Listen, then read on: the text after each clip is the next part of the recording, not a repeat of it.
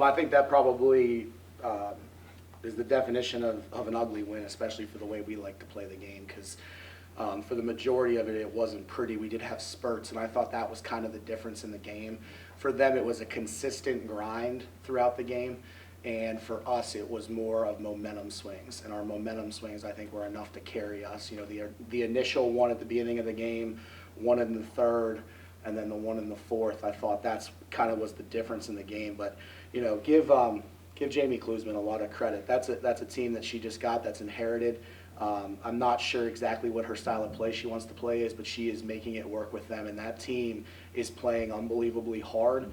They're invested and they're executing and listening to every word she says. So hats off to her because she's doing a phenomenal job there. But we've got to play better. I thought it turned too much into like a dogfight. It was too physical, and we did not match that physicality. We had a nice talk at halftime, and I thought we did respond pretty well. One thing I noticed, and Sean and I were talking about this, is they didn't get nearly as many second chance points in the second half as they had been in the first half. Was that something you emphasized in? Yeah, it might have been brought up once or twice at halftime, right, Audrey? He hit it pretty hard. Yeah, we might have. It was definitely something we drove home. I think, would we hold them to 2 offensive rebounds in the second half? Yeah. And that's the, you know, that's a key. I mean, you talk about, you just look at little things in basketball. You win by 5. We take 2 more shots. So, you know, there's the impact of the 3 in the game, but then it was kind of flipped by the impact of them hitting free throws. You know, and the reality is you've got to have more possessions than the other team a lot of times to win unless you're going to be lights out. And I think that was a key. And I think if that goes the other way and we allow them to keep grinding the old boards in the second half, I'm not sure we get the same outcome that we have right now. Audrey, you look like you had a lot more confidence in your 3-ball tonight, and is that just because the first one went in, or but even on it, I mean, you took it in rhythm and stroked it, and is that something you've been working on? Yeah, I've definitely gotten in the gym a lot more than what I did at the beginning of the season, I'll admit that, and definitely seeing the ball go through the hoop a lot more has definitely raised my confidence. It feels way more natural now, so definitely feels good to see it go through the hoop for sure. And I'll say this, sorry, Sean. This is a kid that works her absolute tail off. And you can walk through the arena at any point throughout a day and you can glance out my window or just walking through, see it. She lives in this gym. When she is not in the classroom, she is here, and she earns the right to knock those shots down through doing that. And it is a testament to work ethic and the idea of how this program we keep talking about is trying to find a way from going from good to great, what that push is going to be. And it's not just her, but she has been a leader in this for sure about getting in the gym. So I couldn't be more proud that she was rewarded by a big game tonight. Her being more aggressive and hitting shots, what's that do for you offensively, especially when you have a big girl like Marissa in there? In the past, teams have kind of sagged off of her and said, okay, shoot the ball, and now they can't do that. Yeah, I think what it does is it takes a lot more of the scouting report adjustments out of the game. So we saw last year there was a lot of games where whether it was Grace or whether it was Audrey, teams were just saying we're going to double off these 2, and if they manage to knock down enough threes to beat us, then hats off to them and we'll move forward, but we need to take Marissa Brown out of the game. I think what it does is it now turns it into your scouting report has to be you have to make a choice. And that is our system. Our system in an ideal world is forced through tempo and through sharing the basketball to make teams make choices and not let their defense get set.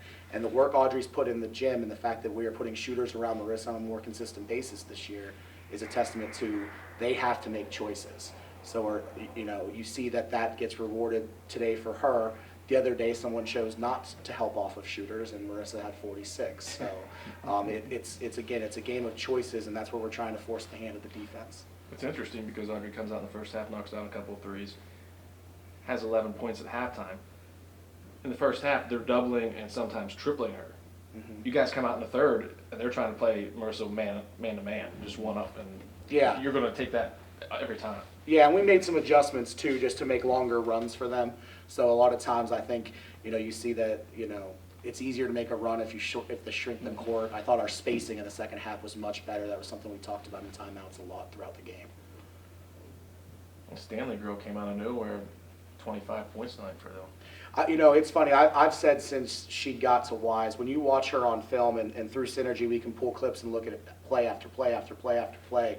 She is a very skilled kid. And the fact that she has the ability to knock down the three when she steps out there makes her even more of a nightmare to guard, because now it's like, well, what matchup do you want? Do you want to put Marissa Brown on the perimeter? Or do you want to put her on the kid that we need to take away down low? So again, you're constantly forced to make choices, and you know, with kids like that, and I think she's going to continue to be a very good player for that. Talk about that, you know, you're talking about the spurts. Talk about that last little 10-0 spurts. I think Morgan had a 3 and a 3-point play, and Marissa had something, you know, I think Audrey fed, you know, I mean, what, you know, what sparked that? Because it was coming off an 8-0 run for them. Mm-hmm. So I think that it's, again, it shows the maturity of how far we've come. You know, we emphasize more than anybody, and they get sick of hearing me talk about it, it's the possession that is right in front of your face. Because if you play it any other way in a game, the outcome is already dictated for you. You cannot live in the past, you cannot live 6 plays in the future. So them buying into that 8-0 run doesn't exist to them. Like, it really doesn't, because we talk about it every darn day. And in turn, to them, it's just me yelling at them constantly that, like, it's the one in front of us. So that's an 8-0 run or not, we're letting them fly in transition, we're playing our game. But I think the run started because you saw kids like Liv, and you saw Taylor, and you saw Audrey.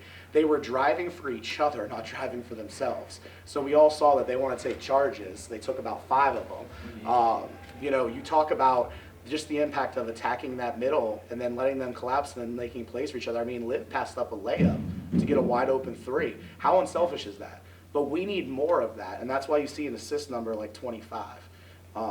That is who we are. When we play that way, we're really darn good. How you talk about the maturity of this group as we go along.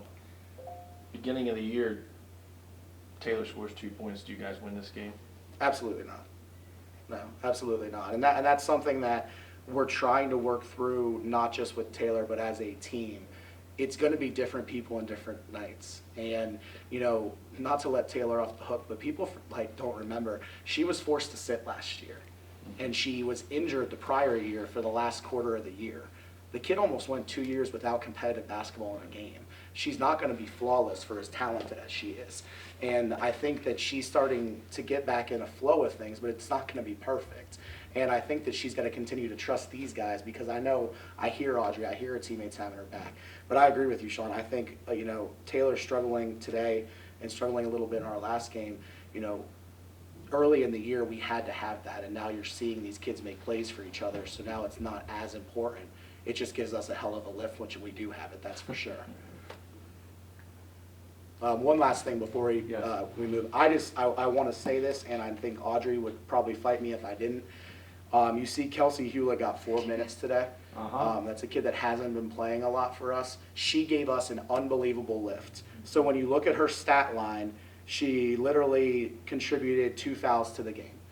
But she did so much. We got 25 Stanley. We held her down in that 4-minute stretch that she was in there, and that was a crucial point in the game where she was starting to dominate us more consistently. And Kelsey earned that because she's been busting her tail in practice, and she's growing so much. Her growth from beginning of the year to now, because she's just trusted us, is starting to come together. So I hope we can continue to reward kids like Kelsey, but I just have to say that she gave us a tremendous lift, and I'm proud of her.